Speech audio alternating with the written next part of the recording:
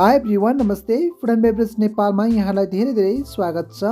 म फेरि पनि उपस्थित भइसकेको छु एउटा नयाँ भिडियोको साथमा। र आज मैले यहाँहरूमाझ एकदमै चटपट अनि पिरो चाउचाउ सान्ने तरिकालाई लिएर आएको छु। आशा छ हजुरहरूलाई भिडियो अवश्य पनि मन पर्नेछ। पुरा जानकारीको लागि भिडियोलाई अन्तिमसम्म नछुटाइकन हेर्नुहोला।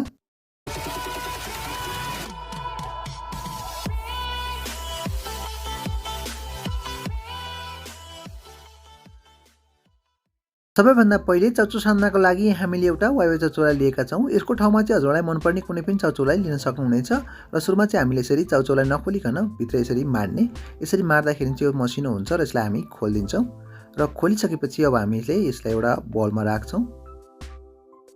बोलमा राख्दाखेरि चाहिँ हजुरलाई यो सुप छ अनि यो खुर्सानी छ। यो खुर्सानी र सुपलाई चाहिँ हामी साइड राखिदिन्छौँ। तर हामीलाई सुपको चाहिँ आवश्यकता पर्छ र यो चाहिँ अलिक ठुल्ठुलो भए हामीले यसरी मार्न पनि सकिन्छ। चाउचाउ चाहिँ हजुरलाई कति आवश्यकता हो, कति सान्नु पर्ने हो त्यो अनुसार पनि लिन सक्नुहुनेछ। त्यसै गरी हामीले विभिन्न भेजिटेबलहरू लिएका छौँ चाउचाउ सान्देको बनाउनको लागि र यसलाई चाहिँ अब हामी काट्न गइरहेका छौँ। सुरुमा त हामी टमाटरलाई काट्न गइरहेका छौँ। टमाटरलाई चाहिँ हामीले सुरुमा 2 पिस गरायौँ। यसरी 2 पिस गराइसकेपछि यसलाई हामीले एक साइडबाट मसिनो हुने गरी काट्छौँ। यसरी एक साइडबाट काटिसकेपछि अर्को साइडबाट पनि हामी त्यस्तै गरी काट्छौँ। यसरी काट्दाखेरि चाहिँ हाम्रो टमाटर मसिनो हुन जान्छ। हजुरहरूले देख्न सक्नुहुन्छ यहाँ हामीले टमाटरलाई मसिनो गरी काटिसकेका छौँ र यसलाई चाहिँ हामी चाउचाउमा राखिदिन्छौँ। यहाँ चाहिँ हामीले टमाटर अलिक ठुलो साइजको लिएको भएको कारणले गर्दा यसमा चाहिँ हामी आधी टमाटर राख्दैनौँ। त्यस्तै गरी अब हामी यसमा हरियो खोर्सानी राख्न गइरहेका छौँ। हरियो खोर्सानी चाहिँ हजुरलाई कति पिरो मनपर्छ त्यो अनुसार राख्नु होला। यहाँ चाहिँ हामीले एउटा चाउचाउको लागि 2 पिस हरियो खोर्सानीलाई राख्न गइरहेका छौँ। र हामीले खोर्सानीलाई पनि मसिनो हुने गरी काटिसकेका छौँ र यो खोर्सानीलाई पनि हामी यसमा राखिदिन्छौँ। साथीको भन्ने बित्तिकै हल्का पिरो हुने भएको कारणले गर्दा यहाँ चाहिँ हामीले 2वटा हरियो खोर्सानी राखेका छौँ। मैले हजुरलाई अघि पनि भनिहालेँ पिरो कतिको मनपर्छ त्यसलाई राख्नु होला। त्यस्तै गरी हामी यसमा एउटा प्याजलाई पनि राख्न गइरहेका छौँ।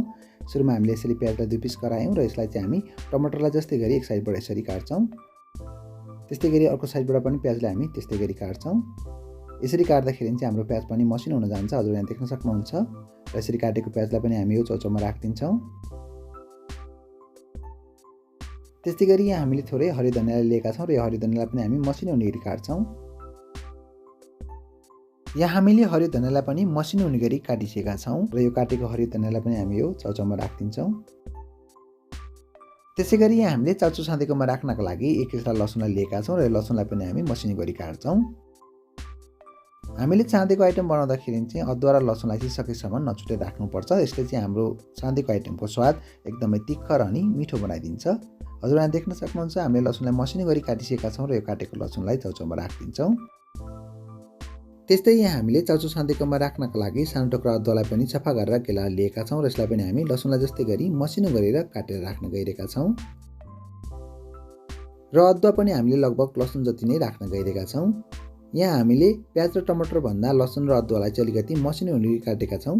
यसलाई चाहिँ हामीले धेरै ठुलो पिस गराउनुहुन्न, किनभने हामीले ठुलो पिस टोक्दाखेरि चाहिँ अलिकति स्वाद फरक आउँछ। त्यही भएकाले हजुरहरूले लसुन र अदुवालाई चाहिँ अलिकति हामीले जस्तै गरी मसिनो गरेर राख्नु होला। यति कुरा राखिसकेपछि अब चाहिँ हामी यसमा अरू कुराहरू राख्न गइरहेका छौँ। त्यसै गरी यहाँ हामीले चाउचाउ सान्देकोमा राख्नको लागि थोरै मटर कोसालाई पनि लिएका छौँ र यो हरियो मटर कोसालाई पनि हामी यसमा राखिदिन्छौँ। त्यस्तै यहाँ हामीले थोरै सुक्खा बदामलाई पनि लिएका छौँ। यो चाहिँ भुटेको बदाम हो। यसले पनि हाम्रो चाउचाउ सान्देको स्वाद एकदमै राम्रो बनाउँछ। साथसाथै यहाँ हामीले थोरै हर्सस पनि लिएका छौँ। यो हर्सस चाहिँ हजुरसँग छ भने राख्नु होला, छैन भने नराख्दा पनि खासै फरक पर्दैन। यसले चाहिँ हाम्रो चाउचाउ सान्देको स्वाद सँगसँगै यसले हाम्रो चाउचाउ सान्देकोलाई जुसी पनि गराइदिन्छ। त्यसै गरी हामीले मसलामा चाहिँ थोरै चाट मसलालाई लिएका छौँ। कुनै पनि सान्देको आइटम बनाउँदाखेरि चाहिँ हामीले चाट मसलालाई राख्नै पर्ने हुन्छ। यसले चाहिँ हाम्रो सान्देको आइटमको स्वाद एकदमै चटपट गराइदिन्छ। त्यसै गरी हामीले थोरै भुटेको तोरीको तेल लिएका छौँ। हामीले सान्देको आइटम बनाउँदाखेरि यो भुटेको तोरीको तेललाई पनि सकेसम्म नछुटाइकन राख्नुपर्छ। यसले चाहिँ हाम्रो स्वाद सँगसँगै यसले हाम्रो सान्देको आइटमलाई जुसी पनि गराइदिन्छ। यति कुरा राखिसकेसँगै हामीले थोरै कागतीको रसलाई पनि लिएका छौँ। कागतीको रस चाहिँ हजुरलाई हामीले कतिको मनपर्छ त्यो अनुसार राख्नु होला। यहाँ चाहिँ हामीले लगभग 1 चम्मच जति कागतीको रसलाई राख्यौँ। यति कुरा राखे सँगसँगै अब चाहिँ हामी चाउचाउको प्याकेटमा आउने यो सुपलाई राख्न गइरहेका छौँ। यसरी हामीले चाउचाउ सान्देको बनाउँदाखेरि चाहिँ चाउचाउको प्याकेटमा आउने यो सुपलाई पनि थोरै राख्नुपर्छ, जसले गर्दा हाम्रो चाउचाउ सान्देको स्वाद एकदमै राम्रो हुन्छ। र यसरी सुप राख्दाखेरि चाहिँ हजुरहरूले प्याकेटको सबै सुप चाहिँ नराख्नु होला। यसको आधी जति सुप राख्नुभयो भने एकदमै इनफ हुन्छ। यति कुरा राखिसकेपछि हामी यसलाई मोल्दिन्छौँ। यसरी मोल्दाखेरि चाहिँ हजुरले थोरै मात्रामा नुन राखेर पनि मोल्न सक्नुहुनेछ। यदि हजुरलाई चाहिँ नुन कम मनपर्छ भने हजुरले नुन नराखी पनि मोल्न सक्नुहुनेछ, किनभने चाउचाउ पनि हल्का सल्टेड हुने र मसला पनि सल्टेड हुने भएको कारणले गर्दाखेरि नुन नराखी पनि हामीले बनाउन सकिन्छ। यसरी मोलिसकेर हजुरहरूले चाख्नु होला। यदि नुन कम भयो भने हजुरहरूले नुन राख्न सक्नुहुनेछ। यहाँ पनि हामीले त्यस्तै गरेका छौँ। नुन हल्का कम भएको कारणले गर्दा त्यसमा हामीले नुन राख्यौँ। नुन राखिसकेपछि पुनः पनि हामी यसलाई मोल्दिन्छौँ।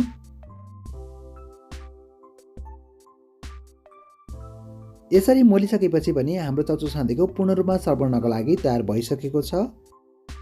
यसरी बनाएको चच्चो साँधेकोलाई हजुरहरूले व्यापारिक प्रयोजनको लागि आफ्नो घर परिवारसँग बसेर खानको लागि अथवा साथीभाइ जम्मा हुँदा पनि यसरी बनाएर खान सक्नुहुनेछ। आशा छ हजुरहरूलाई यो भिडियो पक्कै पनि मन पर्यो। यदि मन पर्यो भने साथीसम्म सेयर गरिदिनु होला। साथै हजुरहरू हाम्रो च्यानलमा नयाँ हुनुहुन्छ भने कृपया हाम्रो च्यानललाई सब्सक्राइब गरेर हामी सँगै जोडिनु होला, ताकि हाम्रो यस्तै खालका भिडियोहरू आगामी दिनहरू पनि हजुरहरूले नोटिफिकेसनका साथ पाउनुहुनेछ। साथै हामीलाई विभिन्न सोसियल मिडियाहरूमा पनि फलो गर्नुहोला। सम्पूर्णको लिङ्क डिस्क्रिप्सनमा राखिएको छ। कृपया हामीलाई फलो गर्नुहोला र हामीसँगै जोडिनुहोला। हजुरहरूलाई आजको हाम्रो यो चाचो सम्झने तरिका कस्तो लाग्यो? प्रतिक्रियाको लागि तल हाम्रो कमेन्ट बक्समा सानो कमेन्ट छोड्न भने झर्काउन नमानिदिनु होला। आजको लागि यति नै।